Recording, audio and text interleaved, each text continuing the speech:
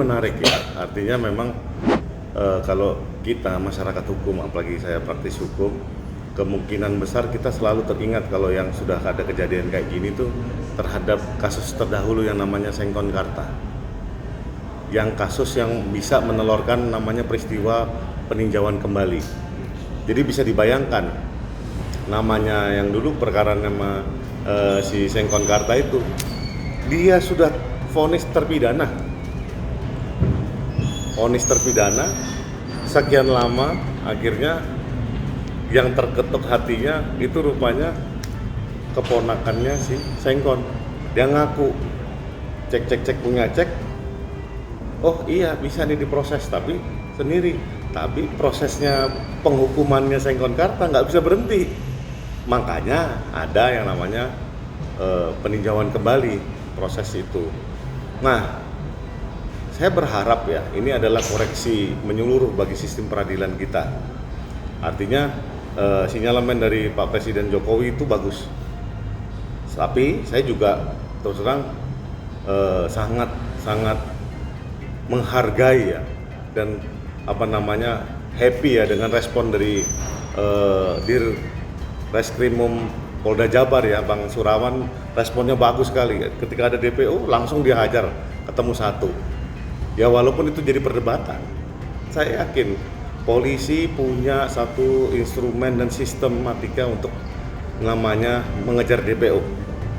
Karena terbukti berapa kali untuk kasus terorisme, kasus yang sulit-sulit itu bisa diselesaikan dengan mudahnya dengan sistem presisi dia kan gitu. Artinya masyarakat tidak perlu khawatir dengan kejadian di perkaranya Vina Cirebon ya.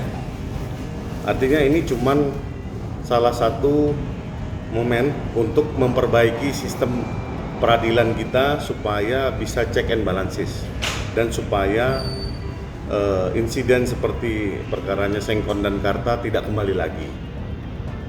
Saya berharap insya Allah kalau namanya ada pun kekeliruan atau ahli-ahli lain bilang ini peradilan sesat, kita bisa perbaiki bersama. Begini ya, artinya kalau secara institusi saya mendukung seluruh institusi sudah memeriksa. Institusi kepolisian lewat gelar perkaranya, kemudian menaikkan statusnya menjadi P21 ke kejaksaan memeriksa dulu sebelum dia menerima berkas, kemudian kejaksaan mendakwa para tersangka menjadi terdakwa, ya kan? Kemudian dia dihukum jadi terpidana, hakim sudah memvonis mereka, kemudian tingkat banding menguatkan, dan tingkat Mahkamah Agung majelis hakim sudah memutus bahwa mereka kena seumur hidup, dan satunya yang di bawah umur kena 8 tahun. Berarti mereka sangat sah dan meyakinkan, alat buktinya sudah sangat meyakinkan bahwa memang betul ada tindak pidana.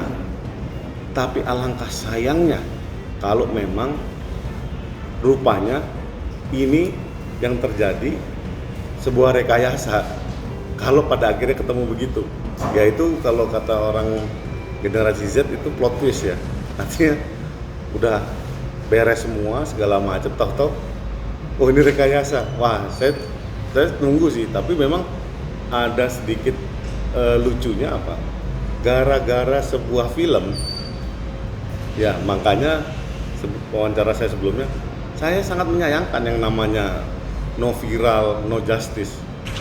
Malu juga saya, karena kenapa, sebagai praktisi hukum itu kan deliknya delik formel.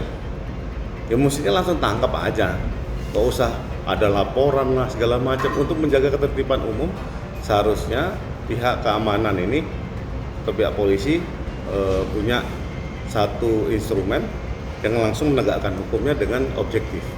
Nah, tapi kalau memang mau mendengarkan saran saya, memang mungkin karena Indonesia ini akan menjadi negara maju, mungkin sudah waktunya kepolisian ini dibantu oleh badan baru, yaitu Badan Penyelidikan Kriminal Nasional. Artinya biar fokus nih, supaya tidak ada lagi insiden-insiden oknum-oknum dari Polri yang baku atur dokumen atau baku atur perkara supaya perkara ini bisa smooth, tapi ketika diperiksa di kemudian hari kacau balau semua kayak contohnya perkara Vina ini. Ya itu saran saya.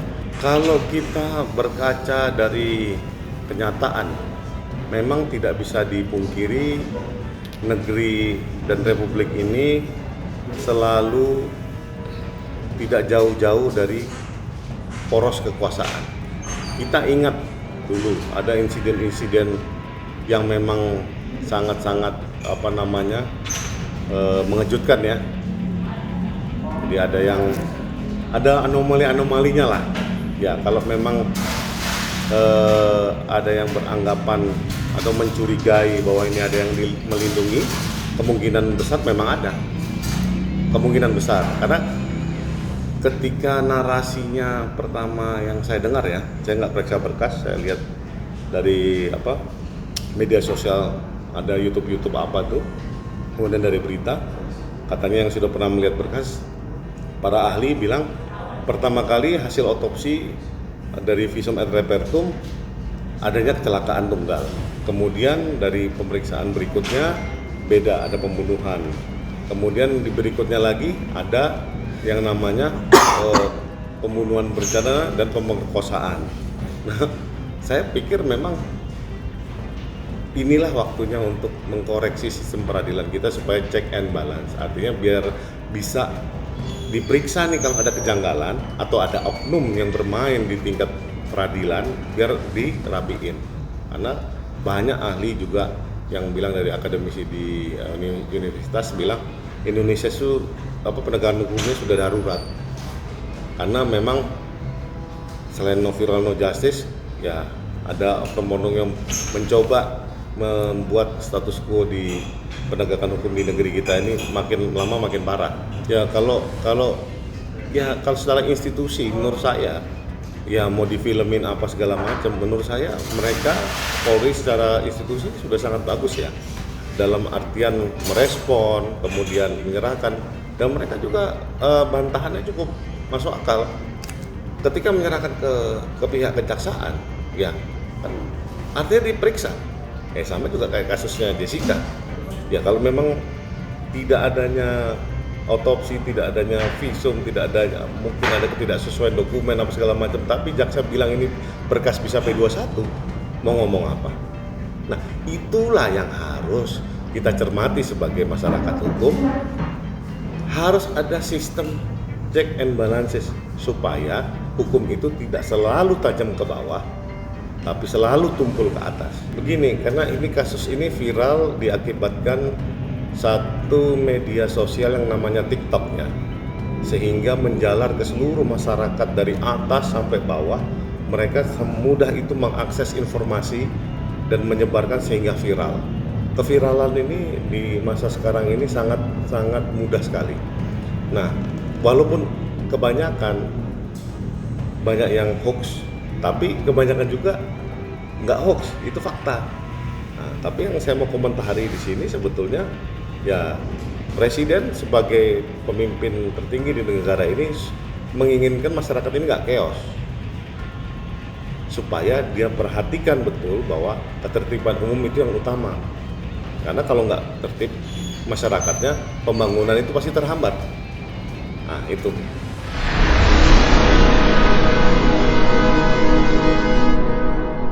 Jadi jangan lupa untuk subscribe Cumi Cumi. Ditekan ya tombol lonceng merahnya.